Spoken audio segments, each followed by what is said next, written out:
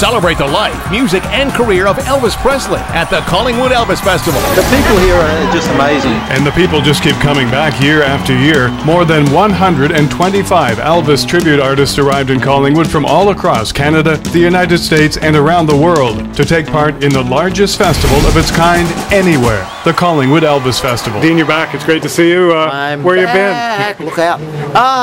We've just been really busy. I ran for mayor in our city on the Gold Coast, and so I had a pretty full-on year. And yeah, I'm sad I couldn't make it last year, but yeah, I'm here this year.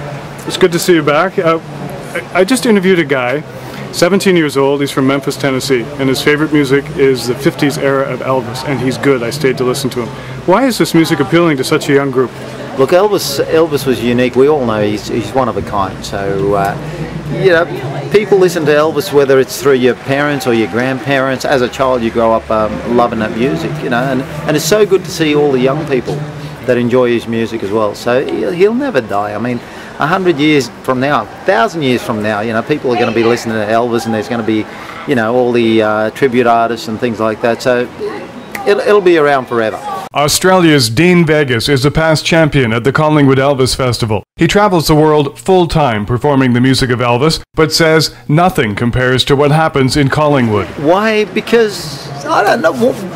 Look, you have the friendliest people in the world, that's number one. You're getting entertainers from all over the world. This year they have entertainers from 9 different countries competing. So it's huge. There's nothing like it. I mean, I haven't seen anything like it anywhere around the world, and that's why I keep coming back. And I don't know, the people are so friendly. They welcome you with open arms, and I don't know. For me personally, it's my second home, so I'm happy to be back.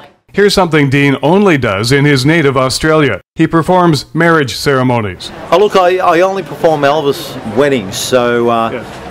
Overseas, I think here you might have to be a minister to marry people. In Australia, you can be a married celebrant, and you get a license from the government. But my license basically says that I cannot marry people unless I'm dressed up as the character of Elvis Presley.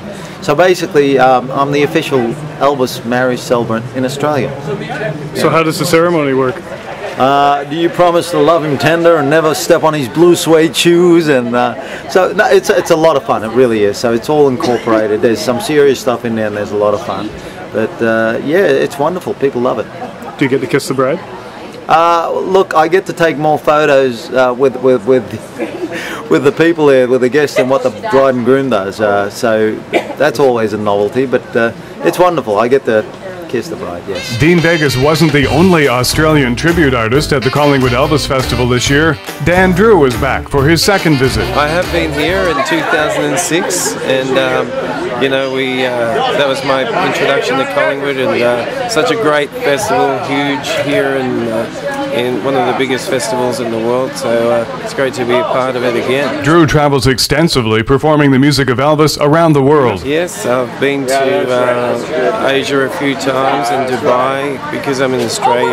I travel around Australia a lot, do a lot of big shows in Australia, so yeah, it's always good to come out to Collingwood and, you know, meet all the Canadian family, and this year is a few more international people. He says the music of Elvis lives on because it continues to appeal to a young audience. You know, Elvis is like a magnet, and you know, a lot of kids discover Elvis through probably tribute artists or, you know, music on the radio or iTunes or anything. You never know how they're going to be introduced to Elvis, but once Elvis has got you, he's kind of got you for life. Evidence that the music is appealing to a younger audience can be found by talking to Drake Milligan from Texas. He was making his second appearance in Collingwood. So how did a guy from Texas hear about the Collingwood Elvis Festival? Hey, word spread. I'm not really sure how, but I think we knew a couple people that had been before we went to Lake George Elvis Fest, and that's where we got the idea of the Collingwood. How does a guy your age get into the Elvis music? I just started listening to Elvis songs and got into it, and really kind of peaked. Went from dancing on the coffee table to, you know, doing the Elvis festivals. So. Yeah, I don't want no other love, baby, it's just you I'm looking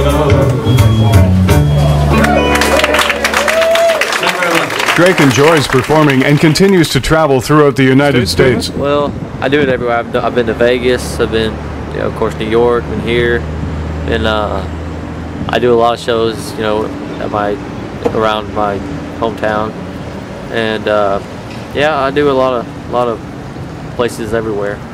Excellent. What's your favorite era of Elvis music? 50s, definitely 50s. Just because there's not much of that people see of Elvis in the 50s, and I like to explore and see how he was in the 50s and all the music. Say hello to Debbie Knight. She traveled a great distance to attend this year's festival. Fort Lauderdale, Florida. Lighthouse Point, actually, but it's near Fort Lauderdale. Excellent. You're from Florida. How many times have you been to Collingwood? Once. This is my second time. Why do you think this festival works so well? What brought you back? Oh, the people are so friendly. Very friendly. Had a blast, too. Jerry Schilling played touch football as a youngster with Elvis. He was 12, Elvis was 19, and Elvis had just heard his first record on the radio in Memphis. The two became very close and enjoyed a 23-year friendship. Well, we're all here because of our dear friend Elvis Presley, bringing people together, and Kathleen put us all together again. I was here 12 years ago, actually, and here to just celebrate Elvis's life, career, and all the people who love him, and what a great place to be, Collingwood. So I wanted to come back, and it's really nice. Jerry has also been a tour manager with Billy Joel and a personal manager for the Beach Boys, Jerry Lee Lewis, Carl Wilson, and the Sweet Inspirations. I think good music, whether it's Chopin or whoever, good music lasts. And if you look at the discographies of great artists like Elvis, it's not blues, it's not country, it's not opera, it's everything. And I think that's part of the appeal here. Actress Cynthia Pepper says a highlight of her career, and certainly a break that changed her life forever, was landing the part of Midge Riley, co-starring with Elvis in the MGM movie Kissin' Cousins. Cynthia has been to Collingwood before and understands why this festival continues to grow. Because Elvis brings people from all over the world, and that's the common ground, is Elvis and our love for Elvis.